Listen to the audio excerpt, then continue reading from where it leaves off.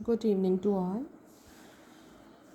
In Bessel function, our next problem are 0 to infinite sin ax j naught bx dx equal to 0 if a is less than b and a is greater than b, 1 upon under the root of a square minus b square. And in b part, we will prove this. कल बहुत important question किया था. क्या था उसमें, क्या prove किया था? 0 to infinite e raised to the power minus ax j naught bx dx equal to 1 upon under the root of a square plus b square. ये आप लोगों को कल प्रूव करवा दिया था. पूरा कंप्लीट क्वेश्चन क्लियर होगा सभी को.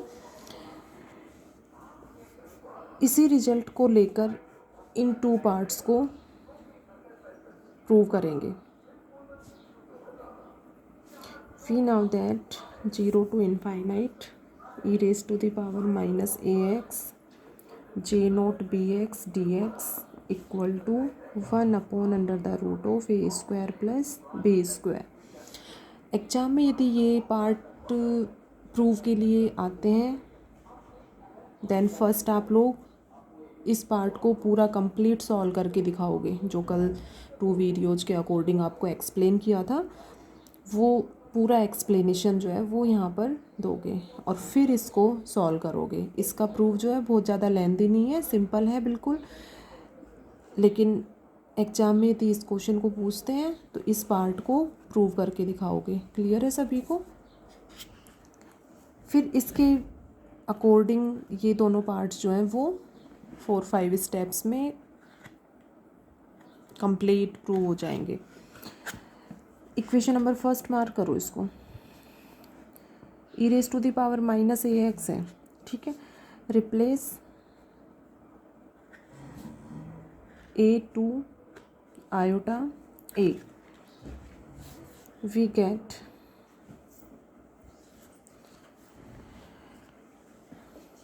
जहाँ भी ए है उसको किससे रिप्लेस करोगे? आयोटा ए से रिप्लेस करोगे. Then left hand side equal to 0 to infinite E raise to the power minus iota A x J naught B x D X equal to ऐसे स्टेप पे हो 1 upon under the root of B square minus A square. Iota square minus हो जाएगा तो minus ए square आएगा. B square minus ए square, ये term आ गई. आइलर थ्योरम के according E raise to the power minus iota A x जो है वो किसके इक्वल होगा? Cos A x minus iota sine A x J naught B x as it is, और ये भी एज इट इज रहने तो 1 upon under the root of B square minus A square. Equation number second mark करूँ. ये equation second हो गई.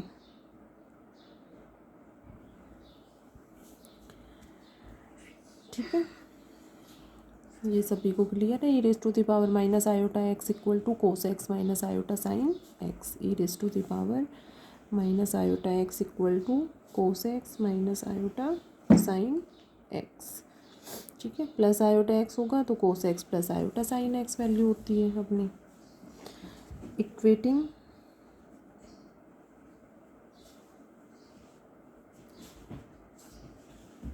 Real parts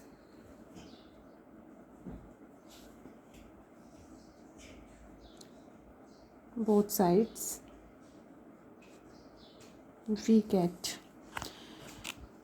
real parts compare करोगे दोनों साइड तो 0 टू इनफाइनाइट इधर तो रियल पार्ट क्या है? कोस ए एक्स जे naught B x D x, और इधर ये रियल पार्ट है अपना.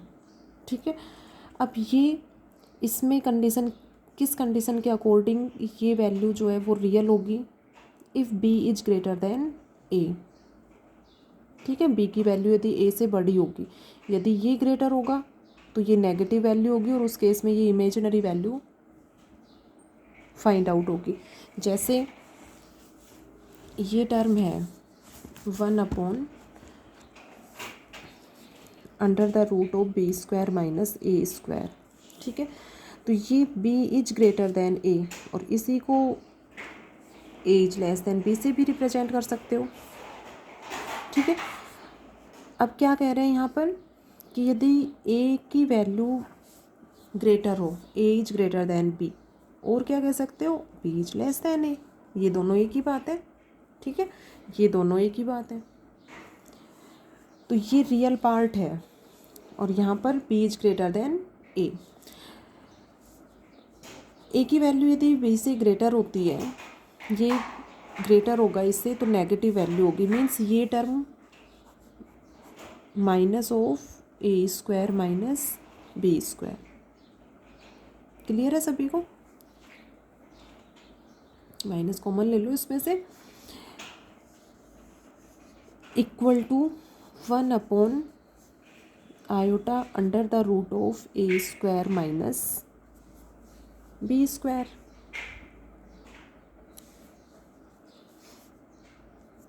ठीक है, क्लियर हो रहा होगा सभी को कि यदि ए की वैल्यू ग्रेटर होगी बी से, तो ये टर्म जो है वो नेगेटिव फाइंड आउट होगी।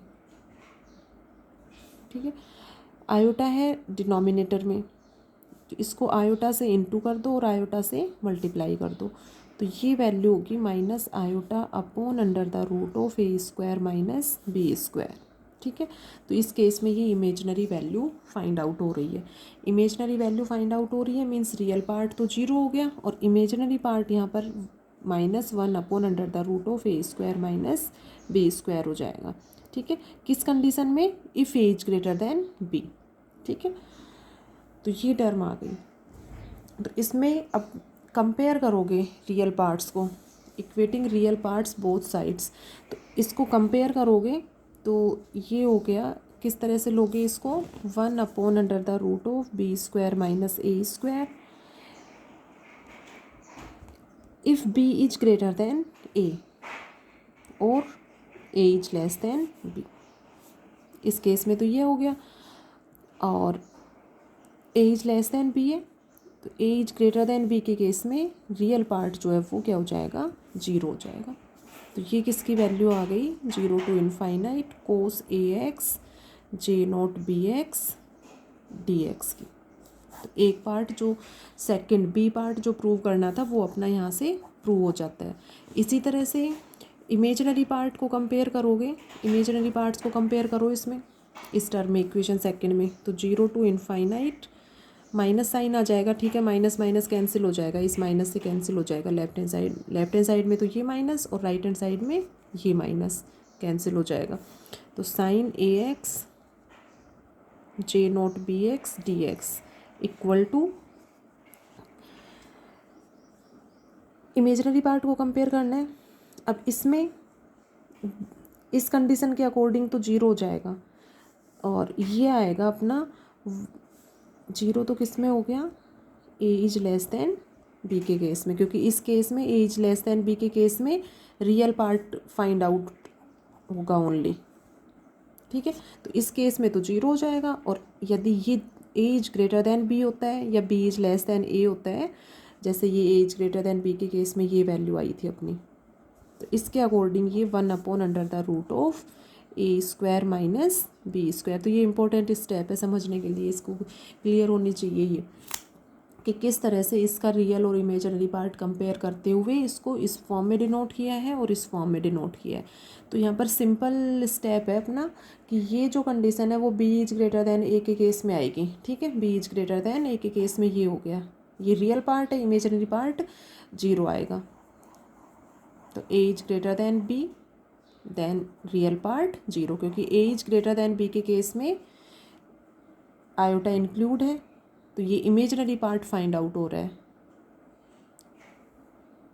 अब शायद सभी को क्लियर हो गया होगा, और इसको एक बार अच्छे से सॉल्यूशन करके देखना, फिर भी क्लियर नहीं हो तो एक बार और इसको एक्सप्लेन कर देंगे, बाकी सभी को समझ आ जाएगा। तो यही अपना जो ए पार्ट था उसमें यही प्रूव करना था। ठीक है, ये था जो 0 और ये एज लेस देन बी के केस में 0 और एज ग्रेटर देन बी के केस में वैल्यू जो है वो ये आ रही है। तो इस तरह से ये अपना क्वेश्चन जो है वो कंप्लीट हो जाता है। कंप्लीट कर दो उसको, कंपेयर करो रियल पार्ट्स को। तो ये रियल और इमेजिनरी पार्ट्स को कंपेयर करते हुए दोनों पार्ट्स ए और बी, ये ए पार्ट और ये बी पार्ट अपना कंप्लीट सॉल्यूशन हो जाता है। तो इसमें ये टर्म था, इसको यहाँ एक्सप्लेन कर सकते हो under the root of B square minus A square equal to, simple इसको ऐसे भी ले लो, माइनस कॉमन ले लो, जैसे इसमें से माइनस कॉमन लें तो ये हो जाएगा ये, ठीक है, 1 upon under the root of iota square की वैल्यू -1, तो इसको आयोटा स्क्वायर से रिप्रेजेंट कर दो और ये हो गया, ठीक है, equal to 1 upon iota under the root of A square minus B square.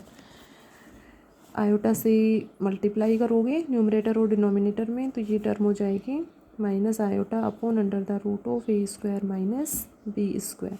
तो अब ये जो केस है ये एज ग्रेटर देन बी के केस में आएगा अपना, ए की वैल्यू, ये ए जो है इससे ग्रेटर होगा तभी ये पॉजिटिव वैल्यू आएगी, ठीक है। तो सिंपल इसको इस तरह से भी ले सकते हो कि इसमें से माइनस कॉमन ले लो यहाँ पे, भी सिंपल ये बी ग्रेटर देन ए होगा तब तो ये रियल होगा, और इमेजनरी वैल्यू बतानी है तो उसके लिए इसमें से माइनस कॉमन लो, इसको आयोटा स्क्वायर लिखो, आयोटा न्यूमरेटर और डिनोमिनेटर मल्टीप्लाई करोगे then we get minus iota upon under the root of this. तो इससे इमेजनरी पार्ट कंपेयर करोगे तो वो अपना ये आ जाएगा 1 upon under the root of A square minus B square. तो ये क्वेश्चन जो है वो कंप्लीट हो जाता है।